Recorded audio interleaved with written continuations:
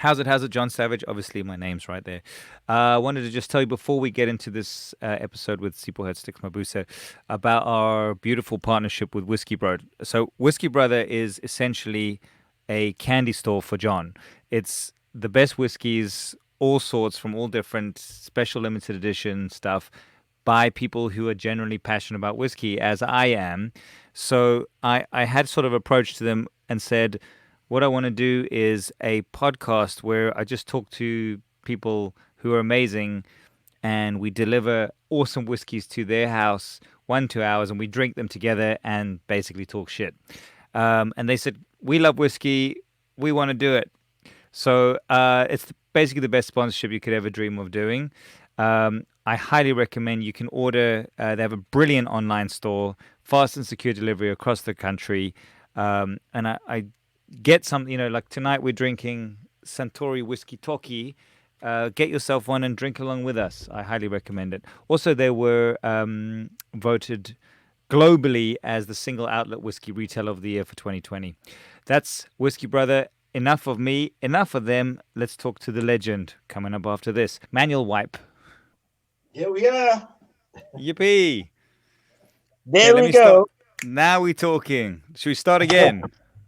Yeah. Okay. Lovely. The unbelievable and magnificent human legend of the African continent, right here on What's Your Poison. Ladies and gents, one of my all time heroes, Sipho Mabuse. Welcome to What's Your Poison. Thank you so much. Thank you so much. Thank you. Really appreciate you inviting me. And really It, looking forward to this very interesting discussion and a drink with you.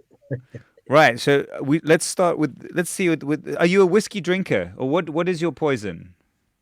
Well, to be honest, I I do visit a drink every now and then.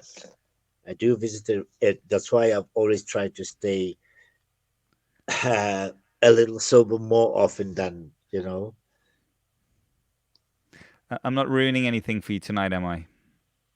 not accident. Absolutely not. Okay. This was, So something that you and I had been discussing for some time. So we're both ready. we're ready. Okay, Yeah, so I want to show you what we got. I want to tell you a bit about it. yeah, yeah. So what the whole idea is we choose a whiskey for each of our guests and we make sure it's like suited to them. And I don't know why I had a feeling that a Japanese whiskey would be good for you. Have you ever been to Japan? No, I've never been to Japan, but my music has been to Japan.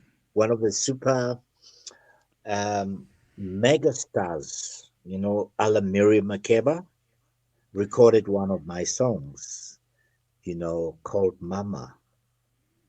I know And that she song. gave, yes, and she gave me a CD, and I was truly honored that someone actually knew that song in Japan. So, in Wasn't that way, I could Burnout was say also released in Japan, wasn't it? it was. Well, Burnout was released all over the world, Everywhere.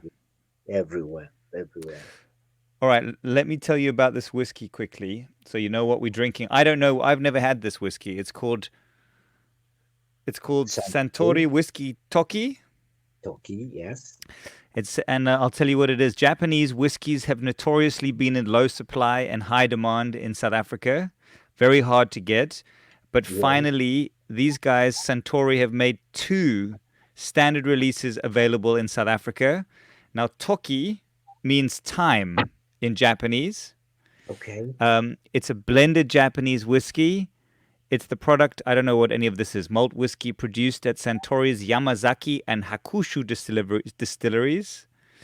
Okay. And it differs from the Santori Hibiki blend as its main components are Hakashu, if you know what that is, because I don't. No, I don't. I So it's don't. supposed to, on the nose, basil, green apple, and honey. And Should I on the open it? palate, grapefruit, green grapes, peppermint, and thyme.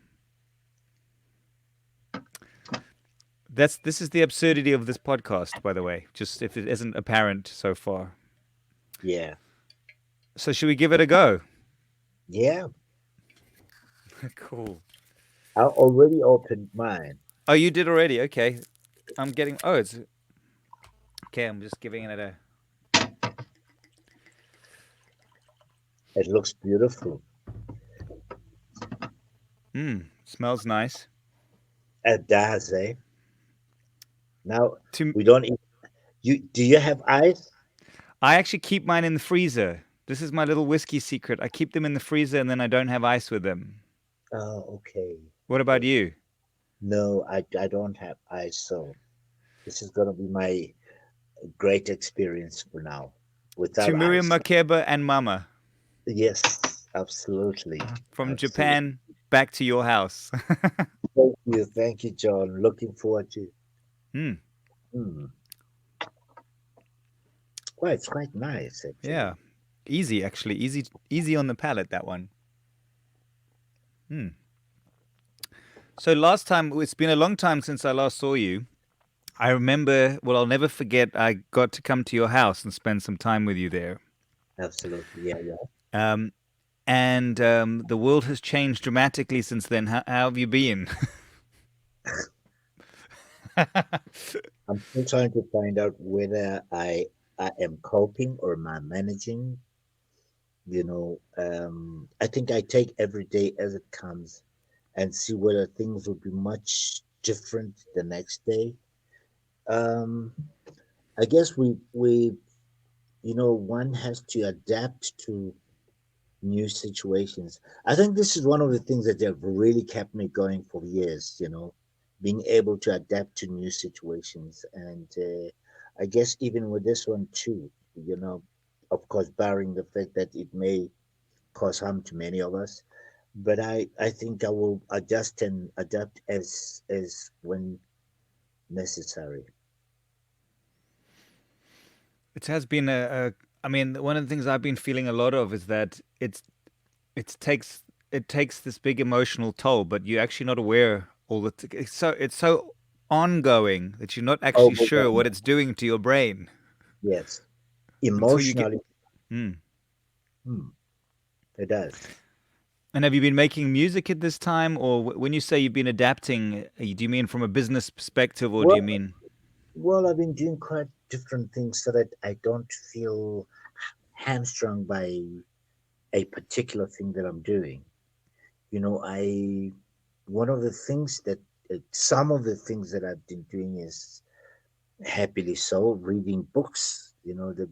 I had been buying books everywhere I go, and I've really never had chances to actually sit down and read any of those books. And I think this has really given me an opportunity to begin reading books, that I bought, but also writing my memoirs. So the things that I've been doing and practicing, so it allows me room to feel normal. If you understand what I'm saying, because I am not focused on one thing that really is a detraction from my normal life. So it's almost feels like added things that I've always wanted to do. Is there an autobiography on its way? Is that what you're trying to tell me? Well, I'd rather call it memoirs. I think an autobiography will be written by someone else, but this is my story. This is my journey. Is it a serious project? Have you got a plan to put something out, or is it just something you're doing because it's No, cathartic? yes, I'm actually bringing something out sometime in next year, April or Oh March. wow, April. Yes, that's very you, exciting news. you're gonna love it. I've read it I for, can't wait. yeah, I've written it. I've let a few people read through. Someone said, "Wow, we didn't know that you can write." So, well, I write once. Why is it, do you think? I mean, you are, one of our great greats, but well, let's say your stories are not really are told or recorded, captured, or told. They're still in your head. Why is this? It's true. Why is this? I've always, also, but it's very difficult to. Maybe it's it's in our nature. And dare I say, as black people, we don't write as much as we should. We don't write, most of us has been orally, some of the stories that we tell are more orally than really putting down on paper. As a result, a lot of the great stories that we could have been imbibing are lost somewhere, because once you've told it, orally, it has no continuation. There is no form of continuation about it. So I Mm. felt, I don't want to orally tell the story. Yes, I can tell the stories, which I have done in most cases, but obviously, if I had to tell the whole story, it would probably be 10 years of life of talking, you know.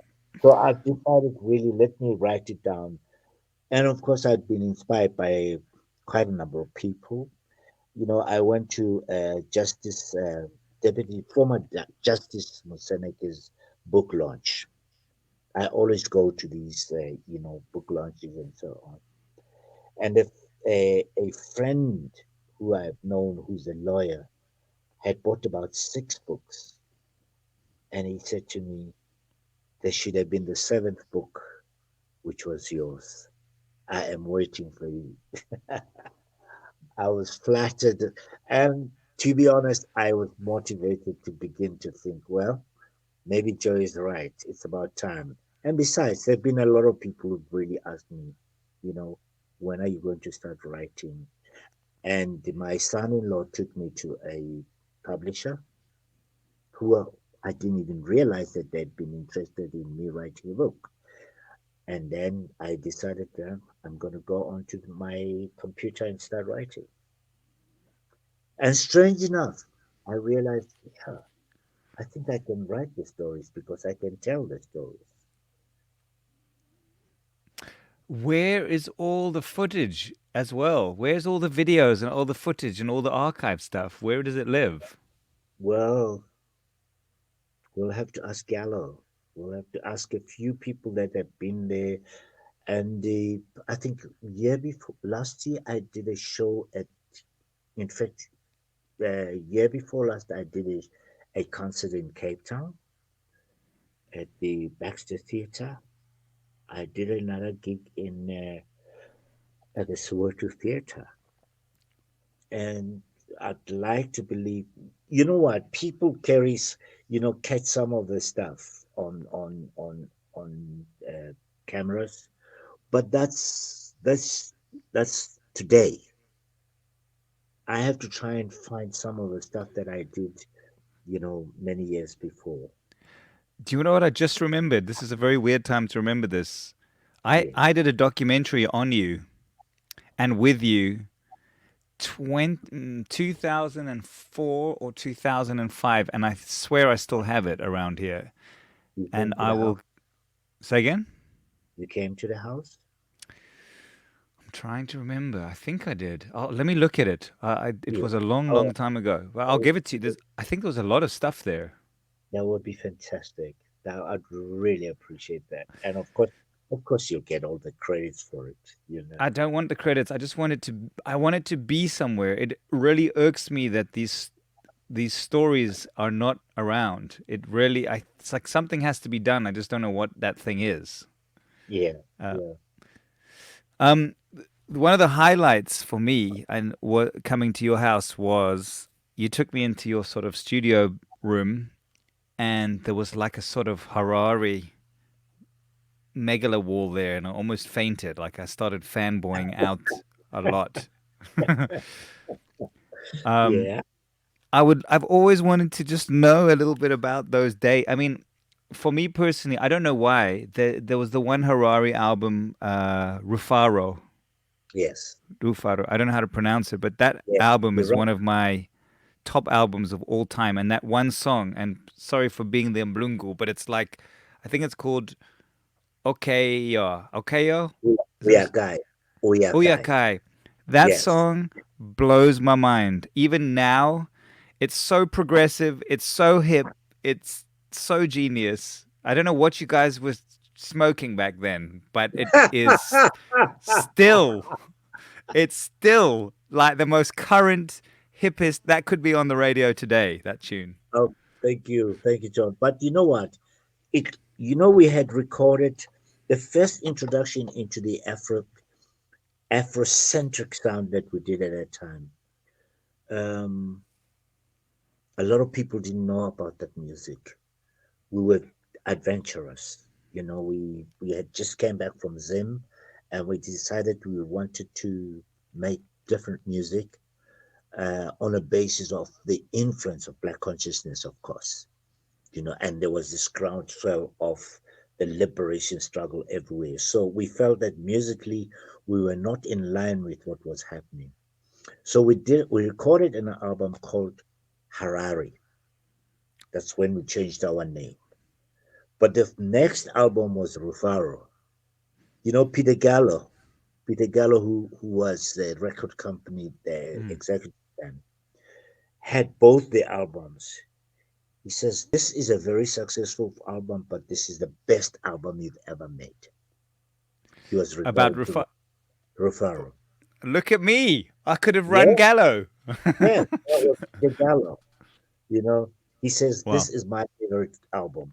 And what's even very interesting about it, as we were recording the album, Abdullah Ibrahim walked in. He had just come back from the States, and he had been voted the uh, best jazz pianist, uh, On from the on the in the downbeat. solar system. Yes, and he he flipped when he had that album. So you are not a bad mlungu at all. I know you know who I played it for. Mos Def was in South Africa, Yes, I met him and in town. Very that's the humble. he Very wanted to know what was hip in South Africa, and I played him that album, and it blew his mind. I didn't tell him it was how until afterwards that he yeah. thought it was now um, amazing. So were those was what were those? Was it rock and roll days? What was her? What was touring with Harari like? Was it? I can't imagine the I think atmosphere at the time. you Obviously, it know was the politically the, charged.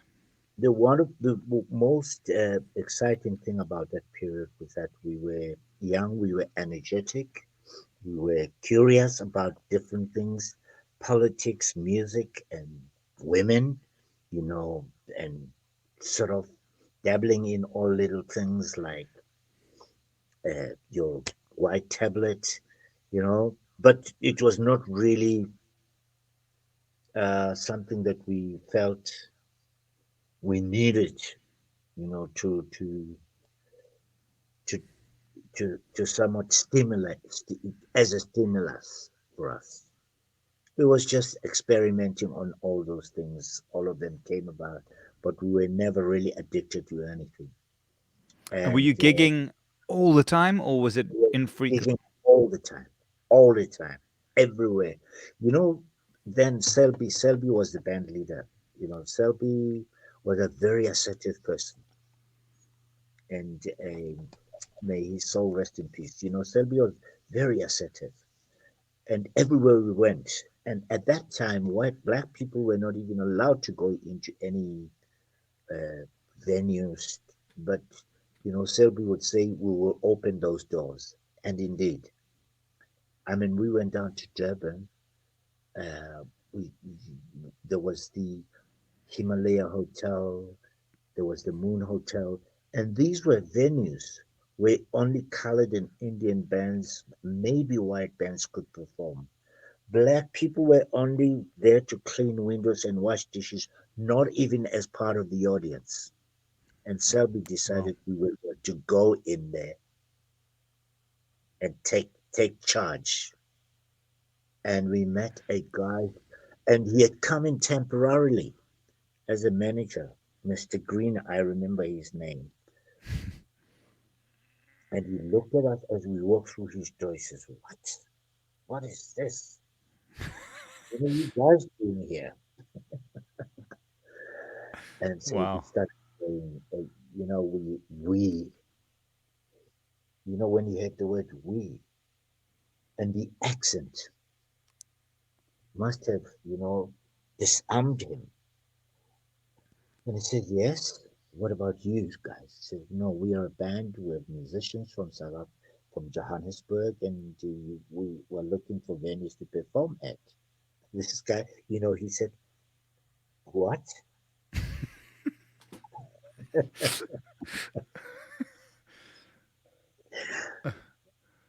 You're musicians from Johannesburg, and you want to come and play at the Himalaya. And there was a band called the Flamingos on stage. They had these lunch hour gigs. Or was Okay, it this a like a white band on the yeah, stage? yeah, they Yeah. were Indian and colored band. Uh, Yes, and he said, "Oh well, are you? What kind of music do you play?" And we said, "Well, we're an Afro pop group." And he says to us, "Oh, let's see what you Afro pop. What is that?" So he took us on stage and he spoke to the. You should have seen the faces of the audience, let alone the band. People were so shocked to see African musicians walking through in that space. And they looked at us, the people were like surprised. And Mr. Green speaks to one of these, I can't remember, if only I can remember his name. But anyway, he says, these guys say they're musicians from Johannesburg and they love to come and play at the Himalaya. We blew those guys off the stage. We blew them off the stage because they were just ordinary pop musicians. We were extraordinary pop musicians, you know. I mean, we could play jazz and these people were. And remember, at that time, the Flames had just left the country. John, I tell you, this guy flipped the first time we broke the barriers of, you know, the black musicians not being able to play. We became the household name in Durban. We were called at all the hotels. That's wow. part of that's part of that Unbelievable. that's part of that history. And everywhere we went, we changed the course of South African history musically. We went to Cape Town. We went to a club called The Web, invited by Davy Bestman. There were colored bands. Now, these guys, most of them were more like three guitar rock things and stuff. We came in, we had an organ, we had a flute. Wow, It's what is crazy. it? You know, they'd never heard of a band that could play the music in that way. And already we're introducing sounds that were unfamiliar in South Africa. What year are we talking now? These were in the late 60s, 70s. Unbelievable. So that was a game-changing moment right there. Game changer. Absolutely, yes. Can I just ask one quick thing? There's a chance that your hand is over the microphone. You just sound a little bit muffled. Oh, Is that possible? yeah, yeah, yeah. Emma, can you hear me clearly now? Much better, much better. Yeah, Thank you. yeah. I think you are correct. Um okay, so how then? I mean, look, I know this stuff is I've read a whole lot of interviews about this stuff, but how did Harari end and how did your career start? Yeah, sometimes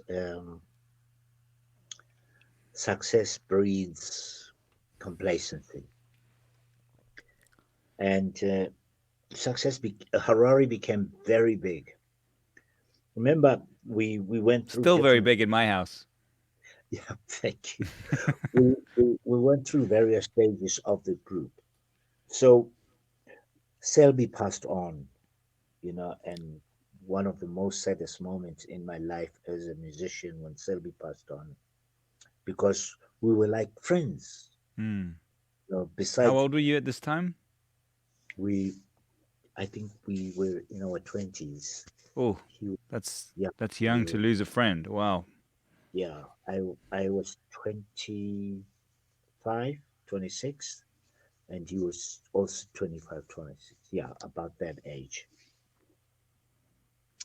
And it just happened. And so as we grew through this music together, conceptually, we understood exactly where we were heading and what it is that we wanted to do musically. So when he passed on, it became a very difficult decision and a choice to Mm. make. Such that Alec decided he was going to work. He didn't think that we could continue. And my challenge to him was, okay, let's assume if you had passed on, what would you have preferred us we do? That was my question to him. Always the wise one, you.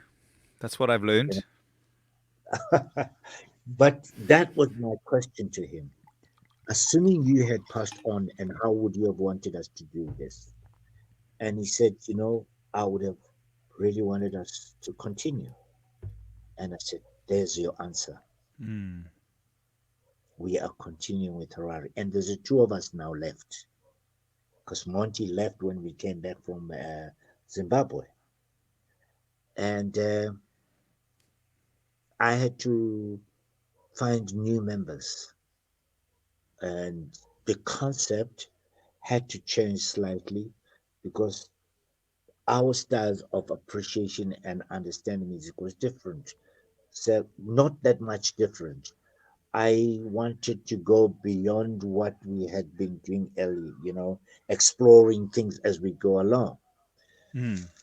And I invited Thelma Sekuna. I invited Louis Mshanga from Zimbabwe and Eddie Manda, and yeah, they understood the concept, but the relationships were not as great. And then I went on to find Masika Mahapi, uh, the guitarist, an amazing singer. Mm. That's when everything just went. Harari was breaking records. Records. We were selling hundreds, thousands of records. I mean, everything we touched was went platinum, gold. And And was it only South Africa? Was it just South no, Africa no, and Zimbabwe? Or was it. South Africa and Zimbabwe, everywhere on the continent, even So were you in touring the continent at that time? we are touring the All over. continent Wow. all over. We Wow, even wow. had a record, we even had a record deal with A&M Records. Cool. We had a record deal with A&M Records where we went to the States. That's where everything fell apart Aha. because I guess in my world, my style of leadership obviously was not pleasing with the rest of the guys. And at that time, I was very sober. I used to work out a lot, and I just didn't like the fact that the guys were always out drinking before we went on stage and so on. So it created a lot of acrimony. It became a very toxic relationship. Even when we went to the America, things were not as kosher. We were just at the verge of international breakthrough. We had been signed by one of the most important indies in the world with Herb Alpert and Jerry Moss.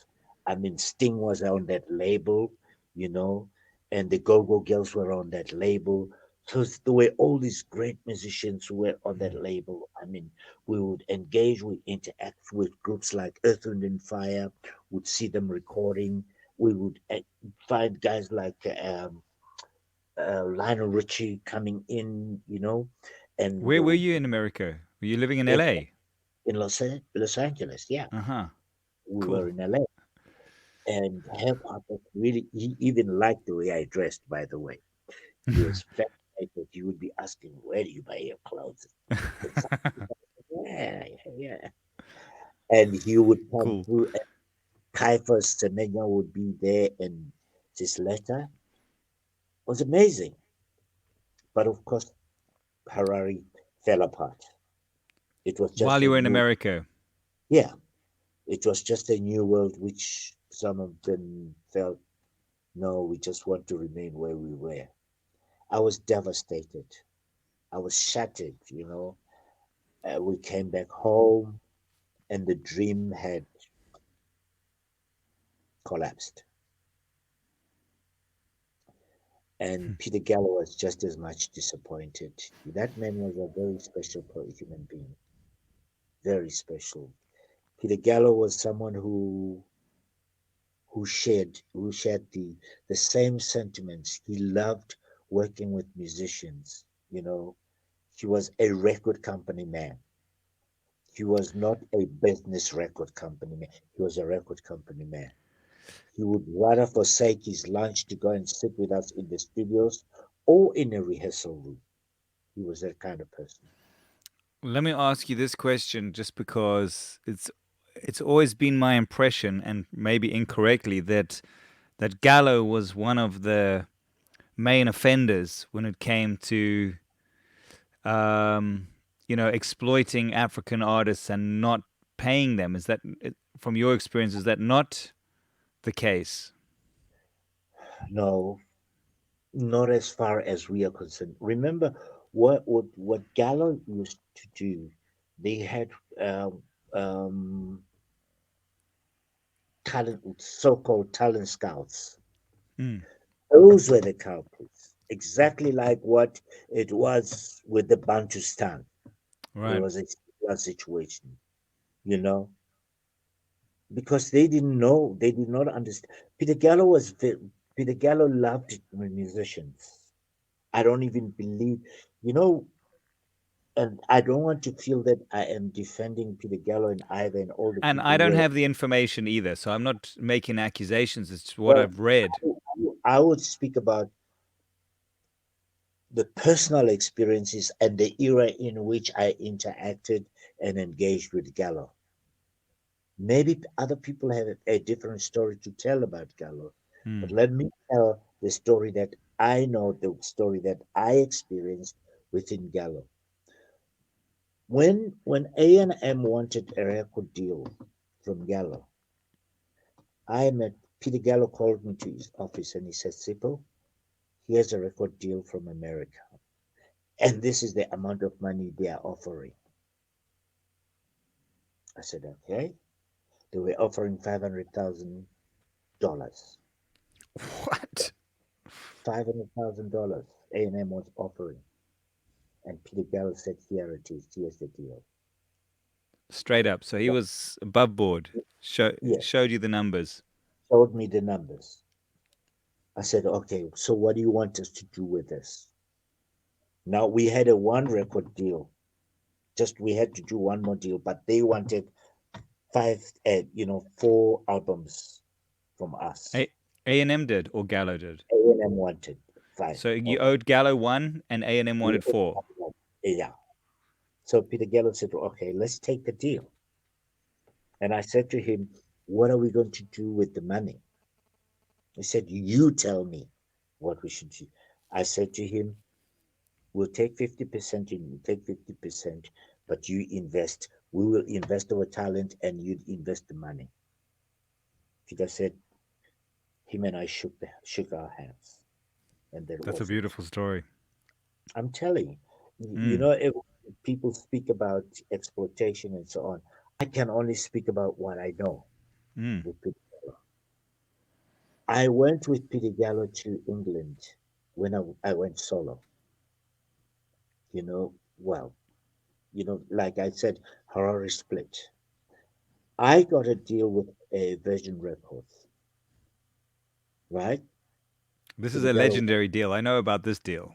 you know about that deal, right? This is Peter yeah. Gallo, yeah. Peter Gallo went with me to Virgin. And for a moment, I felt, wow. I felt protected. Hmm. I felt so protected because when I got there and they were trying to pull things, and Peter Gallo said, "Listen, there's no use you guys getting hot under the collar. Sipho is our artist. We're happy to have him back in South Africa. If you Oh, feel nice. him." Yeah, that was Peter Gallo. Hmm. We're happy to have him back with us in South Africa. He We're sounds happy with incredible. Yes, we're happy. We're happy with him where he is. If you don't want to sign him, but we know for a fact there are other record companies who are waiting to sign him. That's how I got the Virgin deal. And what did I remember reading about this years ago? The Virgin deal was like over R1 million deal. Yes, just yeah, about a million pounds. £1 million. That's what I meant. Sorry, not rand. I mean, Yeah, so can I need to ask? I know you must have spoken about this a lot before, but okay, this was not meant to be a history lesson, but now we're in it. Tell me about um, the build up to the burnout breakout, and then how that moment changed your life, because that is a moment that not very few artists on planet Earth have obviously have experienced, and you've not only been through it, you've been through it many times, it seems. John. To be honest, and this story I always tell to say,